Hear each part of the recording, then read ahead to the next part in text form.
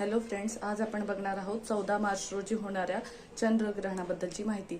तुम्ही जर या चॅनलवरती नवीन असाल तर नवीन आहे, पण हे आपलं चॅनल प्रेग्नन्सी आणि बेबी केअर रिलेटेड टिप्सवरती आधारित आहे। तुम्हाला जर एखादं बाळ असेल किंवा तुमच्या रिलेटिव्स मधील कुणाला बाळ असेल तर त्यांच्यासोबत हे चॅनल नक्की शेअर करा।